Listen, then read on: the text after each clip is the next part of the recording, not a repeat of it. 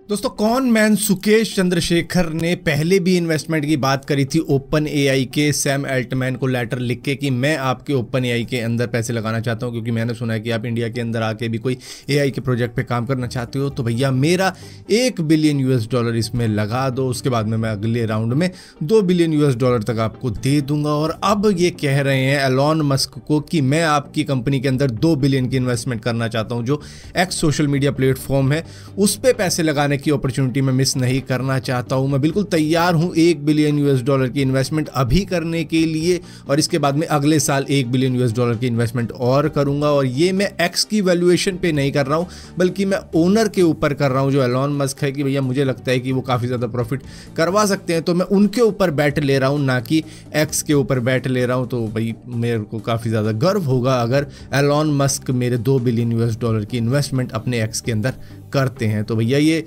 अंदर बंद रह के भी सारा कुछ गणित जानते हैं कि एलॉन मस्क क्या कर रहे हैं, एक्स के ऊपर क्या चल रहा है, सैम अल्टमैन ओपन एआई में क्या कर रहे हैं। तो मतलब नॉलेज इनको सारी है। ये इससे पहले केजरीवाल को लेटर लिख चुके हैं, जैकलिन फर्नांडिस को लेटर लिख चुके हैं ओपन एआई के, सैम अल्टमैन को, अब एलॉन मस्क को। न जाने अब शायद डोनाल्ड ट्रंप को बधाई देने वाला भी एक लेटर ये लिख के जल्द ही भेज दिया हो, शायद वो पहुंचने में थोड़ा डीले कर गया हो। दोस्तों, अभी कुछ हफ्तों पहले चाइना का एक फेस्टिवल था जिसके अंदर कई सारे रोबोट्स डांस करके दिखा रहे थे, और ये ह्यूमनाइड रोबोट थे जो कि काफ़ी ज़्यादा एडवांस लग रहे थे। सभी एक ही तरीके का डांस कर रहे थे, और हमको लग रहा था कि भाई कमाल कर दिया चाइना ने तो जिस तरीके की तरक्की कर रहा है। लेकिन इस तरक्की के पीछे भी कुछ घटनाएं होती हैं, जिसमें से एक घटना ये हो गई कि भैया एक जो ह्यूमनाइड रोबोट था उसने पब्लिक के ऊपर अटैक करने की कोशिश करी, जो कि ऑडियंस वहाँ पर उसको देखने के लिए आ रखी थी।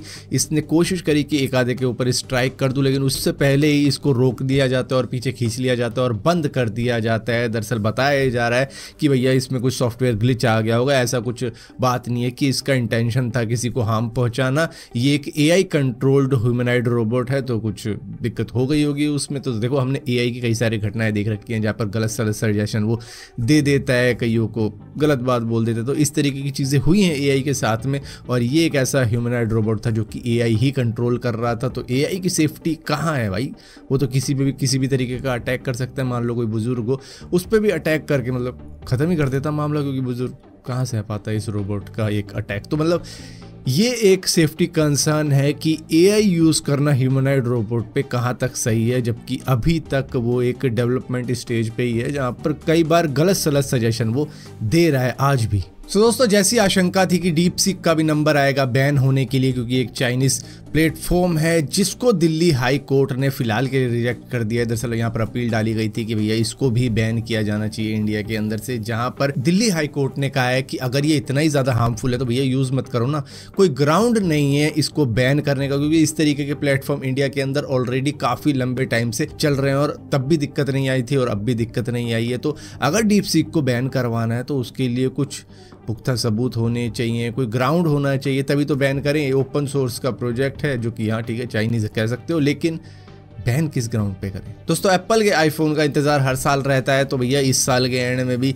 वो अपनी 17 सीरीज लेके आने वाले हैं, जिसकी कुछ लीक्स ऐसे निकल कर आ रही हैं। ये कुछ रेंडर्स इमेज है जिसके अंदर दिखाया जा रहा है कि भैया कैमरा के एंगल चेंज करके एप्पल बहुत तगड़ी इनोवेशन करने जा रहा है, जो कि गूगल पिक्सल 9 सीरीज के अंदर जिस तरीके से कैमरे का डिज़ाइन हो रखा है, या फिर कह लो सैमसंग गैलेक्सी S25 का जिस तरीके से डिज़ाइन हो रखा है, तो उसको यूज़ करते हुए ये कुछ अपना ही एक खिचड़ी पका रहे हैं, जिसके अंदर देखने को मिल रहा है कि भैया 3 कैमरे वाला डिज़ाइन तो ये अपना ही रखेंगे, लेकिन हाँ उसका जो बेस है उसको काफ़ी ज़्यादा खींच के बैक का जो भी पैनल है उसको पूरे तरीके से कवर कर देंगे, जिस तरीके से पिक्सल सीरीज़ ने कर रखा है अपने लेटेस्ट सीरीज़ के अंदर। और यहाँ पर गैलेक्सी S25 वाला तो ले ही रखा है कि भैया उसमें 3 कैमरे होते हैं, हम 2 कैमरे इस तरीके से लगाएंगे। तो भैया ये कुछ तगड़ी इनोवेशन इस साल आपको देखने को मिलेगी, कैमरे के एंगल्स इधर से उधर हो जाएंगे। दोस्तों, मुंबई अहमदाबाद बुलेट ट्रेन का प्रोजेक्ट अब सक्सेसफुली कंप्लीट हो चुका है, जहां पर करीबन 508 किलोमीटर की रेलवे लाइन बिछाई गई है हाई स्पीड ट्रेन के लिए, जो कि बहुत ही जल्द इन ट्रैक्स पर टेस्ट की जाएगी। यहाँ पर बता दूं कि 2026 में जाकर पहले फेज के अंदर इसकी ओपनिंग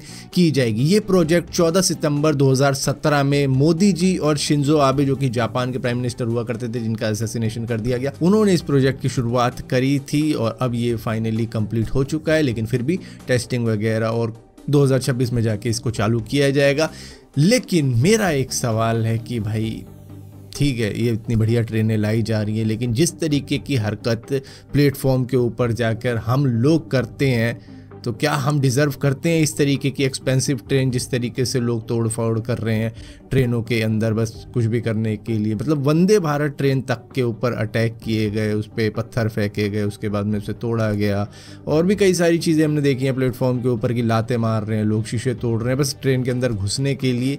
तो क्या ये लोग या हम लोग कह देते हूँ, चलो हम लोग डिज़र्व करते हैं इस तरीके की ट्रेन जिस तरीके की हरकत हम करते हैं? दोस्तों ऐसा लग रहा है कि डाइवोर्स का ट्रेंड चल रहा है आजकल, जैसे हार्दिक पांड्या का हो गया, युजवेंद्र चहल का हो गया, और कितनी ही न्यूज़ आ रही है डाइवोर्स की, और अब गोविंदा और सुनीता के डाइवोर्स की भी खबर आ रही है कि 37 साल के बाद में ये भी डाइवोर्स लेने वाले हैं, क्योंकि ये काफ़ी लंबे वक्त से अलग अलग ही रह रहे हैं। गोविंदा अपने बंगलों के अंदर रहते हैं, सुनीता किसी अपार्टमेंट के अंदर रहती है। तो इस तरीके से चल रहा है इनकी लाइफ में, और रूमर्स ये आ रहे हैं कि भाई इतने लंबे रिश्ते के बाद में अब ये डाइवोर्स केस फाइल कर चुके हैं, इस तरीके की बातें हो रही है। हालांकि कंफर्मेशन तो खैर जब हो जाता है तभी पता लगता है कि हाँ भाई हो ही गया, लेकिन बहुत ही मतलब ऐसा लग रहा है आजकल ट्रेंड चल रहा है इंडिया के अंदर, या फिर कोई पब्लिसिटी स्टंट होगा। मतलब जिस तरीके की खबरें आ रही है, गोविंदा से तो ये एक्सपेक्ट नहीं किया जा सकता कि वो डाइवोर्स भी ले सकते हैं। अच्छी खासी इनकी मैरिज लाइफ चल रही है, अच्छे खासे बड़े बच्चे हैं इनके, तो मतलब समझ नहीं आ रहा है हो क्या रहा है आजकल।